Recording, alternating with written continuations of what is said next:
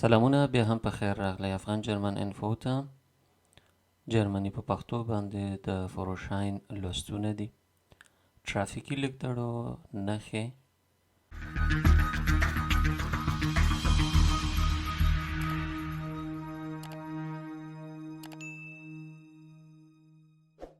Richtzeichen یا هماغه لور خود ترافیکي نښې نښانې.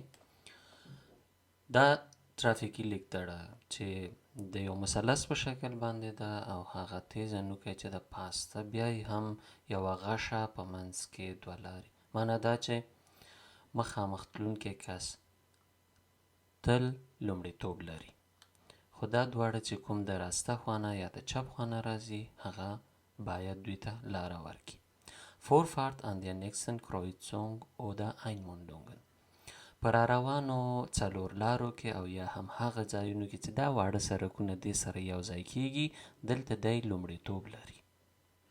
دا د لومړیتوب یا ستاسو د حق لرلو نښه ده. Vorfahrtsstraße سپینه ترافیکي نښه ده. ژیګانې یا څنډې تورې بیا په منځ کې زیړ. دا د دې معنا ورکوي چې تاسو په کم سرک باندې یاستئ، هغه سرک په شاوخوا سرکونو چې د راسته او چپ خانه پې باندې راځي لومړیتوب لري، او هغه کسان چې په وړو یا هغه فرعي سرکونو کې دي تاسو ته حق درکوي چې تاسو لومړی لاړ شئ، او تاسو اړ نه یاستئ چې په هر einmündungen کې یا هغه واړه سرکونه چې د عمومي سرک سره را یو ځای کیږي ودرېږئ او یا هم پام مو ورته وي. پام خو به حتما احتیاط خو به کوئ، خو دا Vorfahrtsstraße ده. Ende der Vorfahrtsstraße پای د همدغې Vorfahrtsstraße چې تاسو پکې لومړیتوب لرئ په چپ او راسته لاس دغه وړو سرکونو باندې. Vorrang vor dem Gegenverkehr کله چې تاسو په یو ځای کې هستئ یا یو سرک کې هستئ، هغه سرک د دواړو خواو نه راتنګیږي، نو مخامخ کوم کس چې را روان وي هغې ته به سره داسې ګرده ترافیکي نښه وي چې ورته وایي تا ته اجازه نسته ته لاړ سې، که چېرته مخامخ کوم بل موټر و نو تا ته دلته اجازه سته ده، ته باید لاړ سې او هغه نفر تا ته ودرېږي. Ortstafel Vorderzeit راسته خوایې. دلته Ortstafel دا زیړه ترافیکي لیکدړه ده. Velster Kreis Steinburg دا د یو کلي د یوې منطقې نوم ده. کله چې تاسو یوې منطقې یا یو کلي ته رسیږئ نو اتومات تاسو ته دا نښه راځي. کله چې دا نښه راغلله تاسو په دې باندې پوهیږئ چې څه معنا ورکوي دا ترافیکي نښه ماته. معنا دا ورکوي چې زه استوګنځیو ته ننوتلمه نو زه باید خپل سرعت راټیټ کړم. کله چې تاسو دا ترافیکي نښه وینئ او دې ترافیکي نښې ته ننوځئ تاسو باید پوه سئ چې ستاسو سرعت د 50 نه جګ نه وي. که بیا چیرته د دې نه اوښتلو نه وروسته تاسو ته کومه بله ترافیکي نښه راځي یا ترافیکي لیکدړه راځي چې په هغې باندې 30 کیلومتره په ساعت کې لیکلي وي، تاسو بیا د هغې ترافیکي لیکدړې لارښوونې عملي کوئ، او کنی کله چې هم تاسو دې ته رسیږئ نو تاسو سرعت باید اتومات ډول 50 ته راټیټ سي. Ortstafel Rückzeit دا د همغې ترافیکي لیکنښې شا ده. معنی چې 2 کیلومتره وروسته دا بل ښار راځي، 6 کیلومتره وروسته دا بل کلی یا ښار راځي، خو د دې ښار پای ده دلته، یعنی د دغې کلي نه تاسو ووتلی دا خلاص شو او 6 کیلومتره وروسته به دا ښار راځي. پاکن کله چې دا ترافیکي لیکنښه وینئ تاسو آسماني رنګ ګرده او دلته هم پې باندې لیکلي وي، دلته تاسو کولی شئ موټر پارک کړئ یا دا د پارک ساحه ده، کولی شئ هلته موټر ودروئ. پارک هاوس پارک کاغذ کله چې هماغه لیکدړه وي خو په سر باندې داسې یو دخ یا د کور په شان باندې ولري، دا ټول د ګراج معنا ورکوي. پارک هاوس یا ګراج هغه ځایونه کې چې د ځمکې لاندې یا هم پاس په داسې تړلي ځایونو کې پارکونه وي او سر یې پټ وي، بیا دا لوحه لري.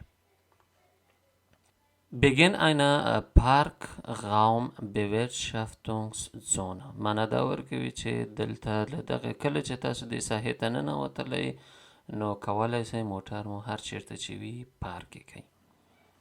د بله لیک نښه د دې معنا ورکوي چې نور تاسو پارک نسئ کولی، دې نه اخواته د پارک ساحه خلاصه شوه. کله چې دا ترافیکي لیک ډډه وي پارکن auf Gehweg، کله چې دا ترافیکي لیک ډډه وي پی ده او ورسره کمبینیرد یا تړلې بله ترافیکي لیک نښه ده. دا د پلي تلونکو کسانو لاره ده او دا هم پارک یا هماغه د پارک پلس یا د موټر د درولو لپاره ځای ده. خو دا ځای دومره وړوکی دی چې موټر مکمل پکې نه ځایږي. په دې خاطر باندې د موټر یو ټایر کولی شي چې د پلي تلونکو کسانو په پټه باندې راسي او یو ټایر د پارکینګ په پټه باندې راسي. نو دلته تاسو کولی شئ یو ټایر د موټر په پلي تلونکو کسانو په پټه یا هماغه سړک باندې او یو د پارکینګ باندې ودروئ. پارکن und reisen دا معنا ورکوي چې دغه پارک پلسونو کې تاسو کولی شئ موټر د اوږدې مودې لپاره ودروئ، که هغه د یوې ورځې وي، که د یوې هفتې وي، که د یوې میاشتې وي. معمولا دا د هوایي ډګرونو ترڅنګ د اوبانونو، اسبانونو او هم دغه لرې واټن وهونکي ریلونو په تمځایونو یا څنګ کې د تمځایونو وي چې تاسو کولی شئ د اوږدې مودې لپاره موټر ودروئ. پی پارکن پلوس غایزن، ودروه او سفر وکړه، مزل وکړه. معنا دا چې دا تاسو درولی شئ او کولی شئ نورې وسیلې وکاروئ او خپل منزل ته ځان ورسوئ. Wanderparkplatz. کله چې دا پارک پلس وینئ دا پارک پلس موږ ته وایي چې تاسو کولی شئ دلته موټر ودروئ، خو د هغه کسانو دپاره ده چې هغوی بیا پلي مزل کوي، غرونو ته خیزي، په ځنګلونو کې ګرځي. دا خلک کولی شي دلته خپل موټر ودروي او خپل مزلونه وکړي. دا معمولا د ښار نه بیرون یو څه ځنګلي ساحه وي، یو څه ونې وي، نو هغه ساحه کې دا پارک پلسونه وي د ونو شاته. معمولا ښکاري نه، خو د لرې نه چې کله ترافیکي لیک نښه وي بیا پرې باندې پوهېږي چې دلته پارک پلس شته ده یا د موټرونو د پارک کولو ځای شته ده. پارک شایبه. پارک شایبه یا دغه کومه وسیله چې ده په دې کې کله چې تاسو یو ځای ته ځئ یا یوې منطقې ته هلته لیکلي وي تاسو حتما دا وکاروئ. کله چې تاسو هلته لاړ شئ مثلا 8 بجې دي، 8 بجې د سهار، تاسو به په 8 بجو د سهار خپل دا پارک هلته عیار کړئ. وایي به چې زه 8 بجې راغلی یم او دا به د شیشې مخکې ږدئ. هلته بیا تاسو ته لیکلي وي چې تاسو کولی شئ 1 ساعت دلته ودروئ، 2 ساعته. د هماغه 8 بجو نه شروع کېږي تر 2 یا هماغه هر څونه ساعتونو چې تاسې ویلي په 10 بجو باندې، یعنې تر 10 بجو پورې تاسو کولی شئ هلته بیا ودرېږئ. که هغې نه اخواته اوړي بیا تاسو ته اجازه نشته، یا به موټر درته اپشلپ کوي، وړي به یې درنه او یا هم کومه جریمه به در باندې راځي. د پارکونو په اړه به هم یوه خاصه ویډیو ولرو چې کوم قوانین دي، کوم هلته زه کولی شم پارک وکړم، کوم هلته یې نشم کولی، څومره موده کې کولی شم، دا ماشینونه څه معنا ورکوي، دا میټرونه څه معنا ورکوي، په دې اړه به خبرې ولرو. دا و د دې برخې لوستونه، تر بیا ښې چارې.